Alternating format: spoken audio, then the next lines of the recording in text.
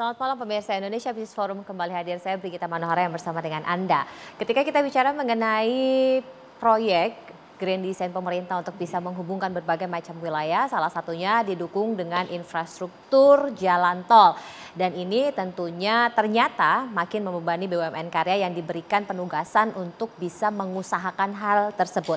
Ada 9 ruas tol yang rencananya akan didivestasi. Dan waskita ini tercatat di tahun ini mengalami kerugian hingga 7,38 triliun.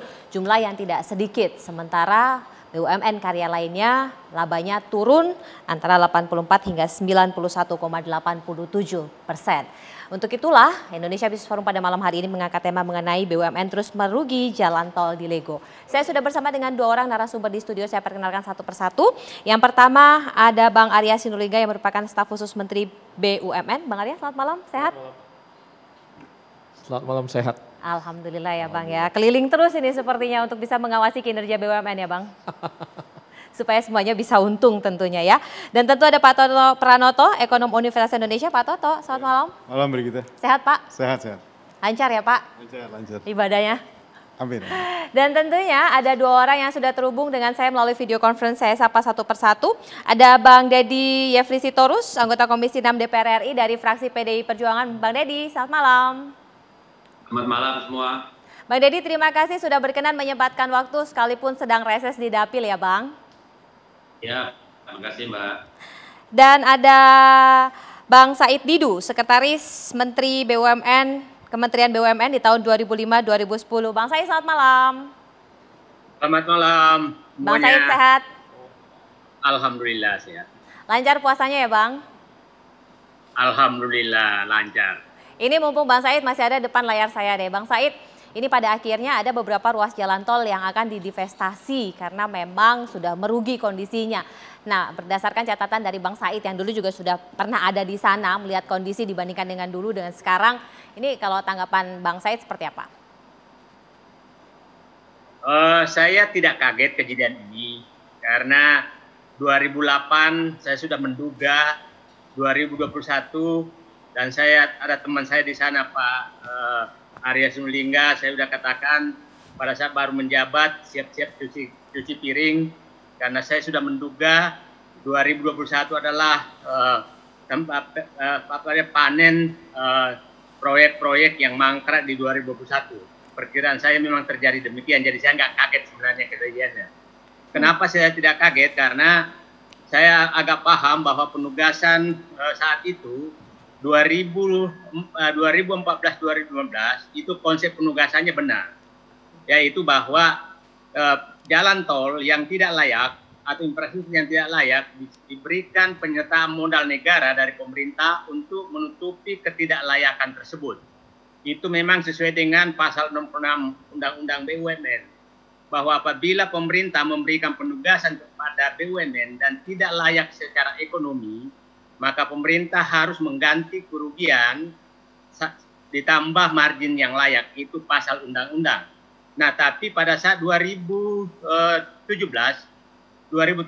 kebijakan itu dicabut, tapi penugasan terus berlanjut. Nah, di sini saya bilang akan terjadi ketidaklayakan dan BUMN konstruksi akan menghadapi kerugian. Saya perkirakan memang tahun 2021 karena pada saat itu 2021 jalan tol sudah selesai semua.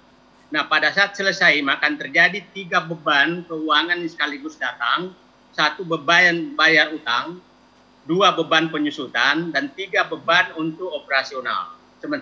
Sementara pemasukan pasti tidak mencukupi. Nah, itulah yang terjadi sekarang. Jadi saya katakan sekarang ini memang tidak mengagetkan bagi saya. Yang problem sekarang adalah bagaimana memitigasi persoalan ini karena ditambah masalahnya bertambah parah karena kasus corona datang.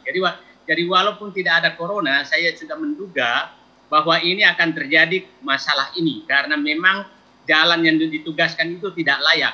Itu saya pikir uraian saya 2008 saya sudah menyatakan perkirakan demikian, dan saya selalu menyatakan kepada teman saya Pak Arya Sinulinga, ya saya senang bangga melihat bahwa bersabar mencuci piring karena memang persoalan BUMN berat sekali sekarang ditambah dengan dampak daripada corona. Jadi gitu Mbak Brigita. Iya Bang Said, ketika kemudian jalur divestasi ini jadi strategi untuk bisa menyelamatkan kondisi keuangan. Apakah kalau dari pandangan Bang Said yang memang dulu ikut ngurusin dan sesuai prediksi bahwa ini benar-benar merugi, apakah memang itu nantinya hitung-hitungannya berdasarkan hitungan Bang Said juga paling tidak bisa menyelamatkan keuangan BUMN ini, Bang? Sangat tergantung begini. Ada tiga hal yang menyebabkan apakah ini menguntungkan atau tidak menguntungkan. Karena kita mendengarkan dulu konsepnya adalah bahwa membangun, kemudian menjual dan untung. Itu satu konsep yang itu benar konsep itu. Problemnya sekarang adalah itu menyebabkan untung kalau tiga hal. Satu, bahwa pembelian jalan tol dari ruas-ruas yang dipunyai swasta yang tidak layak itu tidak terlalu mahal. Yang kedua, biaya pembangunan jalan tol itu tidak terlalu tinggi. Saya paham bahwa sekarang biaya pembangunan jalan tol sangat-sangat tinggi. Sangat-sangat tinggi. Jauh lebih tinggi dari tahun-tahun sebelumnya. Itu tinggi sekali. Yang ketiga adalah beban utang. Apakah memakai utang yang bunganya tinggi? Nah, kalau terjadi tiga-tiganya sekaligus, maka ketidaklayakan harganya yang dibeli oleh investor pasti jauh di bawah daripada harga kos yang dikeluarkan dari tiga hal tersebut. Nah, itu yang masalah sekali ya. Kita lihat nanti proses penjualannya seperti apa, karena sangat transparan sebenarnya jalan tol itu berapa sih biaya per kilometer.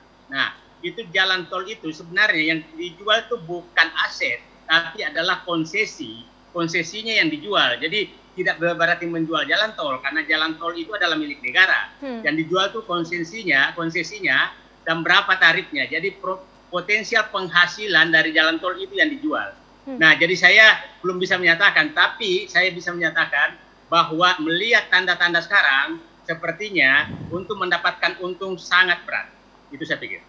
Maksa banget sih aku depan TV. Pak Toto, untuk mendapatkan untung sangat berat, padahal kerugiannya Mas kita sudah jelas merugi 7,38 triliun. Nah, kalau catatan Pak Toto sampai sejauh ini? Ya, memang situasi saat ini untuk Waskita dan juga beberapa grup BUMN Karya ya, situasinya pasti sedang tertekan ya. Jadi saya kira selain karena memang pandemik selama setahun lebih yang sudah terjadi, itu menyebabkan terjadinya penurunan revenue dari perusahaan secara rata-rata, juga memang karena investasi yang terlalu berlebihan ya di sisi untuk terutama di jalan tol ya. Jadi konsep awalnya sebetulnya pada saat dibuat dengan Waskita Karya misalnya kan memang invest kemudian divest, invest divest. Jadi sebetulnya kalau proses divestnya lancar, mestinya problem-problem dengan kesulitan cash flow saat ini mungkin bisa kita hindari begitu ya. Cuma memang 2020 kemudian kan sama sekali tidak terjadi proses divestasi begitu ya. Sehingga Waskita kemudian mengalami kerugian sampai sekitar 7 triliun lebih lah begitu ya. Dan itu sebagian besar karena memang kalau saya lihat cost structures-nya ya, itu pertama misalnya karena misalnya beban bunga yang mereka harus bayar itu relatif tinggi ya, hampir 4,5 T sendiri. Jadi kalau ruginya hampir 7,5 T, beban bunganya saja hampir 4,5 T. Setengahnya lebih, ya, 60%. Jadi itu artinya apa sih sebetulnya? Pada saat mereka dihantam dengan pandemik, mereka tidak bisa meng-create revenue karena tidak ada progres pekerjaan yang bisa ditagihkan. Tapi itu yang namanya beban bunga kan terus jalan gitu ya.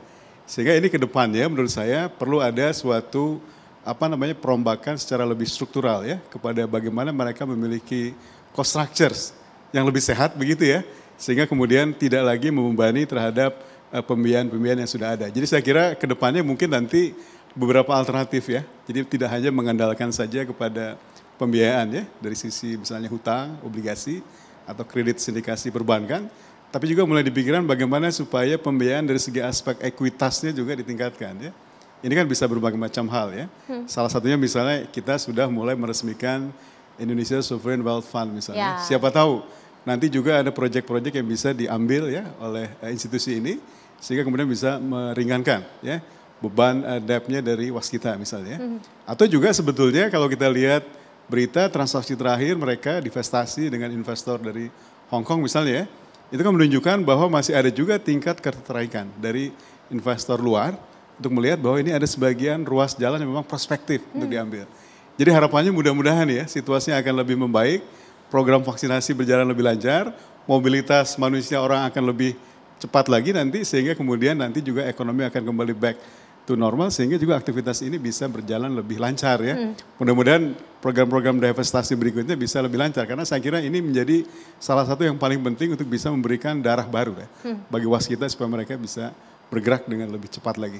Ada beberapa strategi tadi yang sudah diungkapkan oleh Pak Toto supaya bisa menyelamatkan agar kerugian tidak semakin dalam mengingat bunga utangnya terus berjalan dan ternyata bunganya justru lebih besar dibandingkan beban operasional yang harus ditanggung. Lalu seperti apa kemudian Kementerian BUMN menyusun strateginya dan bagaimana DPR melakukan pengawasan dan kontrol tugas-tugas dari BUMN itu sendiri supaya bisa menghadirkan laba bagi anggaran kita. Sesaat lagi kita akan lanjutkan, tetaplah di Indonesia Business Forum.